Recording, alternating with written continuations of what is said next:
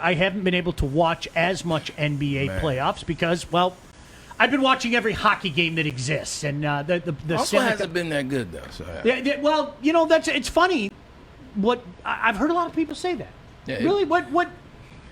It just was one. You know who's gonna win. Yeah. Two, it's boring. It was boring in the beginning. Like it's picked up a little bit. I don't want to discredit what Trae Young and Ben Simmons did last night.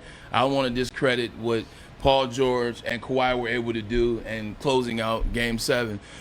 But it was just kind of boring, and it was predictable, and it's my hamstring, and it's, here's a flop, and here's this, and it's just been boring. So LeBron's done now, so you don't have to worry about as many flops. But you look at Luka Doncic, what he did during that whole series.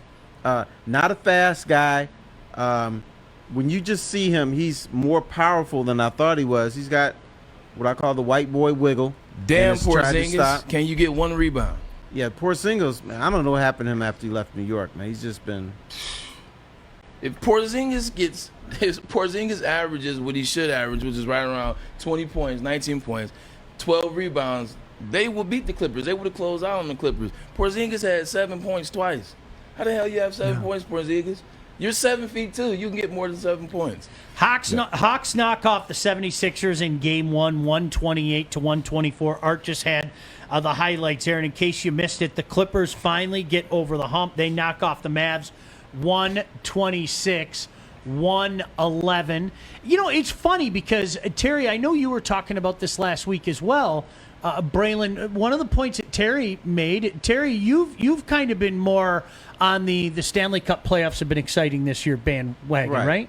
Well, it started out with a bang with all the overtime games, and it's starting to settle down a little bit, but still a lot of excitement there. Are the Clippers like a cursed franchise? And we are allowed to talk about cursed franchises. Art always yells at me when I lean, because sometimes I just like have a conversation, I forget we're on camera, and I do this. So Art's in the background going like this, and I'm like, okay, Art, sorry about that. Right. But I want everybody to know that Art's actually working down there. But the Clips. Well, I'm not being a dick, am I? Yeah. All right. No, You want to go? No, hell no. Yeah. Art's one of those MMA guys. Look at him. Sneaky. Like that. Yeah, right? Sneaky. He's like that wiry guy. I don't want to mess with the wiry guy. And not afraid to throw a low blow, too. No, he isn't. Funny MMA bar story. This happened maybe like my 3rd year in the league. And this is when MMA really was kind of starting to really gain traction. We were at a bar, just having some drinks, and I saw 2 guys like poking fun at this shorter gentleman. I don't even know what the hell it was about. So the big guy tried to be tough with the guy, and he didn't know that he was an MMA guy. Like rolled him up like a pretzel and broke his arm at the bar. I was like, I learned in that moment, man, you better stop messing with these people at the bar because they know more than you think. They know more than you think. He was an MMA guy, and the guy didn't know it. That MMA stuff, it'll get you. It's real. It's absolutely real. Are the Clippers cursed? I mean, they've lived in the shadow of the Lakers for so long. How would you explain? Mismanaged, cursed? Cursed. Like, I refuse to say the Lions are cursed. Clippers, for many years, were, run by an asshole owner. And what a gem of a guy that man was. They're getting what they deserve. I mean, they've emerged from that. So, and they had bad leadership with Elgin Baylor. And so I wouldn't say they were cursed. I think they had to unearth themselves from a black cloud. And that's a black cloud of incompetence. But they went to like 4 Western Conference Finals with that asshole as an owner. And they just couldn't get over the hump. Like they blew a 3-1, I want to say, twice. In the Western Conference Finals, twice they blew 3-1, I think, to Houston. I want to say, like, and that was with that butthole. Like, what? So to your point, I think it's something going on, like just some bad juju or something. They've had so many good players come through there, though. Yeah. I mean, that's the crazy thing. They really have, and it just, I can't imagine what it would be like being out in L.A.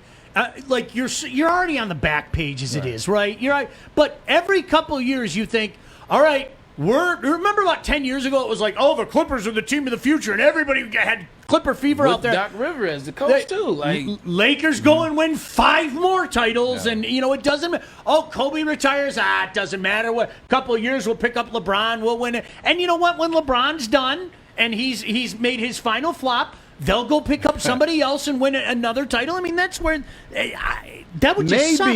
Maybe I don't know if this plays into it. Maybe being in the shadow of a great franchise plays into it. For instance, you can't compare Eastern Michigan football to Michigan football, but Eastern Michigan isn't even good within the MAC, except they got their new coach and they're decent now.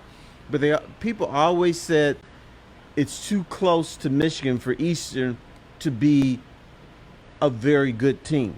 So I don't know if the Clippers being in the shadow of the Lakers, like some people believe that Michigan and Michigan State football can't be good at the same time because they're too close to each other, and so I don't know if that plays a role in or not.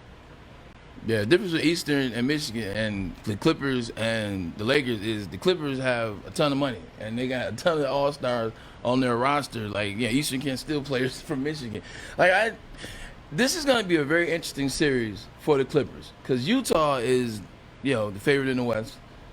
They're very good. They play great team ball. They remind me of the Utah Bowl. The Clippers still have enough weapons to win. It's going to be interesting to see what they do. If the Clippers win this, I think they will win it all. Terry, you brought up something, and I have to rewind a little bit. And Braylon, you might be aware of this. So when I was out in Ypsi, you guys might remember they had a Thursday night game against Temple. It was the first time that two black head coaches went against each other. In 93. Okay. Thursday night game, national television, ESPN at Rynearson Stadium. Charlie Batch? Who would have thought it, right? Yeah, Charlie was there. He would have been, Charlie. Freshman, sophomore? That would have been a sophomore? I don't remember, whatever. Who would have thought that would ever happen? In typical Eastern Michigan fashion, it was like a Category 9 storm that day. Forget Category 5. I mean, it was it absolutely poured. And we were all fired up. My boys and I was the S for ESPN. We were out our door for 2 minutes and it was gone. Oh, wow. It was one of those things where like you could see people all around campus. You start to make your way over to Rynearson and you're like, hell with this. Why am I doing this? It was an absolute downpour. It was Ron Cooper and, gosh, for the life of me, I can't remember who the coach at Temple was at the time. But it was the first time two African-American coaches were going at one another. Maybe Eastern is jinxed. Yeah, and that's what. So when you said that, that we were all convinced. It was like, of course. It's like Cleveland. It has to happen that way. We're national television. Everybody gets to see Eastern. We're excited about this young quarterback named Charlie Batch. And it's this monsoon, and nobody gets a chance to see it because, I mean, it was insane. So it's funny you say that because we were all convinced going, well, yeah, we're cursed, so of course nothing good can happen here. Arthur. Brooklyn Nets and obviously Milwaukee. Brooklyn's up. I wanted to ask Braylon and the crew here, how much does James Harden's injury impact the team? They obviously won the game, which is great. Right. But, you could see the injury here and then him walking off. Do you think Harden being out impacts the team greatly, or you think they'll still go all the way?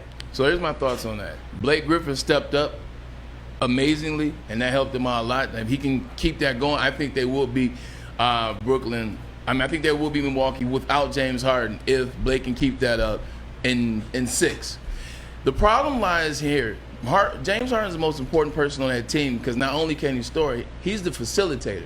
He knows how to get guys in rhythm. He knows how to get guys going.